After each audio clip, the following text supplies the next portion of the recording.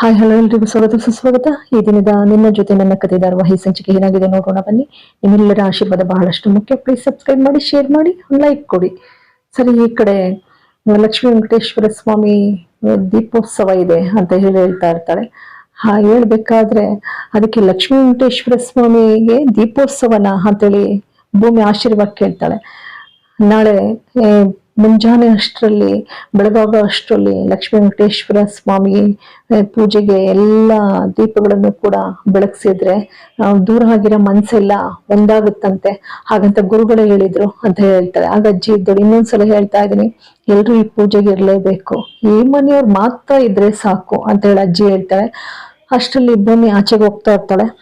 ಆಚೆಗೆ ಹೋಗ್ತಾ ಇದ್ರೆ ಅಜಿತ್ತು ಹಿಡ್ದು ನಿಲ್ಸ್ಕೊಡ್ತಾನೆ. ಅಯ್ಯೋ ಚಿನ್ನು, ನೀನ್ ಇಲ್ದಿದ್ರೆ ಆಗುತ್ತಾ, ನೀನು ಕೂಡ ಈ ಪೂಜೆಗೆ ಬಹಳಷ್ಟು ಮುಖ್ಯ ಅಂತ ಹೇಳಿ ಹೇಳ್ತಾನೆ.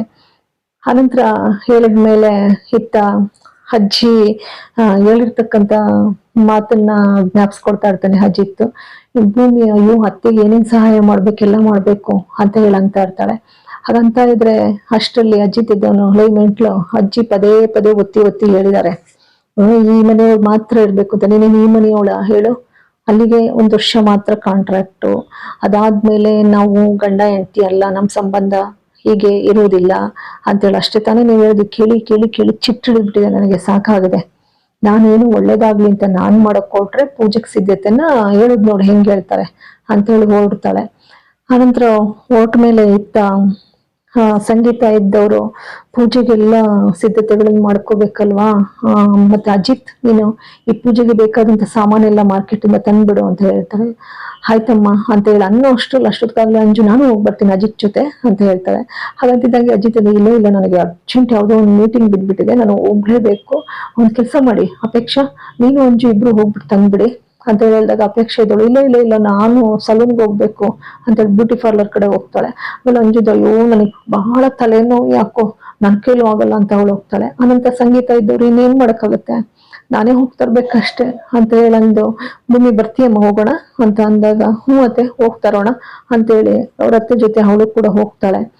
ಆಮೇಲೆ ಹೋಗಿ ಮಾರ್ಕೆಟ್ ನಲ್ಲಿ ಎಲ್ಲ ಬೇಕಾದಂತ ಎಲ್ಲ ಪೂಜಾ ಸಾಮಗ್ರಿಗಳನ್ನು ಕೂಡ ತಗೊಂಡ್ ಬರ್ತಾರೆ. ತಗೊಂಡ್ ಬಂದ್ಮೇಲೆ ದೀಪಗಳನ್ನೆಲ್ಲ ಜೋಪಾನವಾಗಿ ಎತ್ತಿಡ್ತಾ ಇರ್ತಾರೆ. ಎತ್ತಿಡ್ಬೇಕಾದ್ರೆ ಅಪೇಕ್ಷಾ ಹಿಂಗೆ ತೆಗ್ದು ನೋಡ್ತಾ ಇರ್ತಾಳೆ.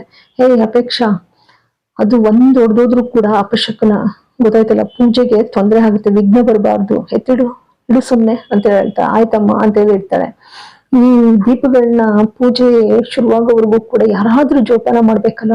ಅಪೇಕ್ಷಾ ನೀನ್ ನೋಡ್ಕೋತೀಯ? ಅಯ್ಯೋ ಇಲ್ಲಮ್ಮ, ಈಗ ಬರೀ ಮುಟ್ಟಿದ್ದಕ್ಕೆ ನೀನ್ ಅಪಶಕುನ ಹಾಗೆ ಹೀಗೆ ವಿಘ್ನ ಬರುತ್ತೆ, ಹಾಳಾಗುತ್ತೆ ಅಂತ ಎಲ್ಲ ಅಂದೆ. ಇನ್ನೇನಾದ್ರು ಹೆಚ್ಚು ಕಡಿಮೆ ಆಗಿ ನಿನ್ನಿಂದಲೇ ಪೂಜೆ ಹಾಳಾಯ್ತು, ನಿನ್ನಿಂದಲೇ ವಿಘ್ನ ಬಂತು ಅಂತ ಅನ್ನಿಸ್ಕೊಳಕ ಆಗಲ್ಲಮ್ಮ ನನ್ನ ಕೈಲಿ ಅಂತ ಹೇಳ್ತಾಳೆ. ಅಂಜುನ್ ಕೈದ, ಅಯ್ಯೋ ಇಲ್ಲ ಅಂತ ನನ್ನ ಕೈಲಿ ಆಗೋದಿಲ್ಲ, ಯಾಕೆ ಬೇಕಮೇಲೆ ಇದರಿಂದ ನನ್ನಿಂದ ತೊಂದರೆ ಆಯ್ತು ಅಂತ ಆಯಸ್ಸು ನನಗ್ ಬೇಡ.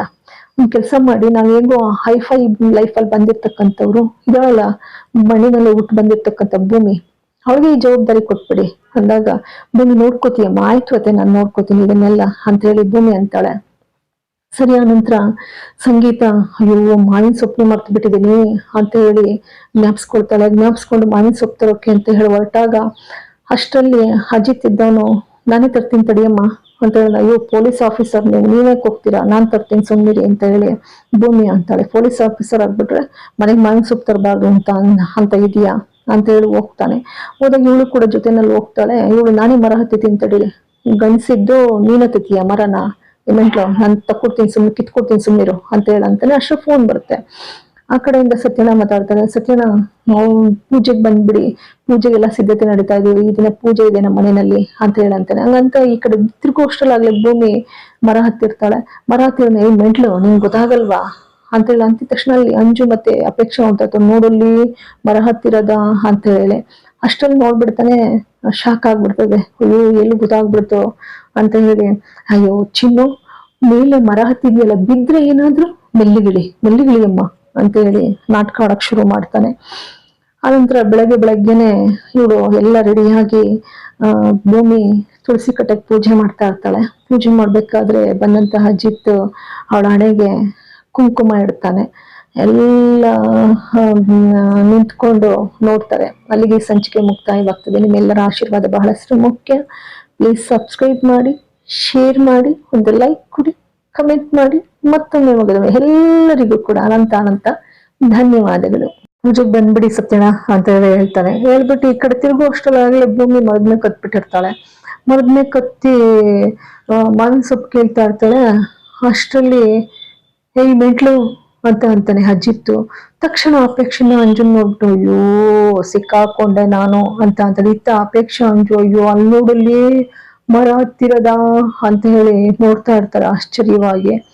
ಅಷ್ಟರಲ್ಲಿ ಆಮೇಲೆ ಅಜಿತ್ತು ತಾನ ಕೂಗಿದ್ದನ್ನ ಕೇಳಿಸ್ಕೊಂಡು ಇನ್ನೆಲ್ಲ ಗೊತ್ತಾಗ್ಬಿಡ್ತದ ಆಮೇಲೆ ನಮ್ಮ ಕತೆ ಅಂತ ಹೇಳಿ ಅವನ ಮನಸ್ಸಿನಲ್ಲಿ ಅನ್ಕೊಂಡು ಅಲ್ಲಿಗೆ ಸೈಲೆಂಟ್ ಆಗ್ಬಿಡ್ತಾನೆ. ಅಯ್ಯೋ ಚಿನ್ನ ಏನಾದ್ರು ಬಿದ್ದಿದ್ರಿ ಏನ್ ಕತೆ ಹಿಂಗ್ ಹತ್ತಿದೆಯಲ್ಲ, ಮೆಲ್ಲಗೆಲ್ಲ ಇಳಿಸ್ಕೊಡ್ತೀನಿ ನಾನು ಅಂತ ಹೇಳಿ ನಾಟಕ ಆಡಕ್ ಶುರು ಮಾಡ್ತಾನೆ. ಮತ್ತೆ ಅಲ್ಲಿಗೆ ಈ ಸಂಚಿಕೆ ಮುಕ್ತಾಯವಾಗ್ತದೆ. ನಿಮ್ಮೆಲ್ಲರ ಆಶೀರ್ವಾದ ಬಹಳಷ್ಟು ಮುಖ್ಯ. ಪ್ಲೀಸ್ ಸಬ್ಸ್ಕ್ರೈಬ್ ಮಾಡಿ, ಶೇರ್ ಮಾಡಿ, ಒಂದು ಲೈಕ್ ಕೊಡಿ. ಮತ್ತೊಮ್ಮೆ ಮಗದೊಮ್ಮೆ ಎಲ್ಲರಿಗೂ ಕೂಡ ಅನಂತ ಅನಂತ ಧನ್ಯವಾದಗಳು.